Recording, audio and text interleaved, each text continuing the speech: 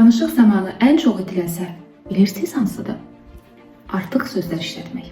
Sözlərin, ifadələrin lüzumsuz işlədilməsi həm yazılı, həm də şifahi nitqdə ən çox rast gəlinən hallardandır. Bir cümlə daxilində eyni mənaya gələn sözlərin ard-arda işlədilməsi artıq söz yığınıdır. Məsələn, bunu mən şəxsən özüm yazmışam cümləsində mən, şəxsən və özüm ifadələri eyni mənaya gəlir və eyni mənaya gələn üç sözün bir cümlə daxilində işlədilməsi nə dərəcədə doğrudur?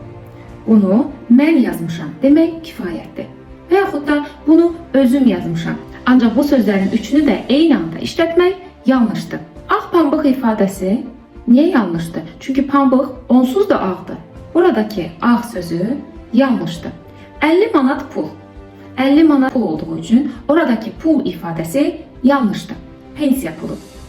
Pensiya nədir? Puldur. Buradakı pul ifadəsi təbii ki artıqdır. Gənc oğlan. Oğlan gənc olan şəxslərə deyilir. Gənc sözü oğlan sözü ilə birgə işlədilməməlidir. Qayda sadədir. Əgər həmin söz fikri gücləndirmirsə, mənanı dəyişmirsə, demək o söz artıqdır.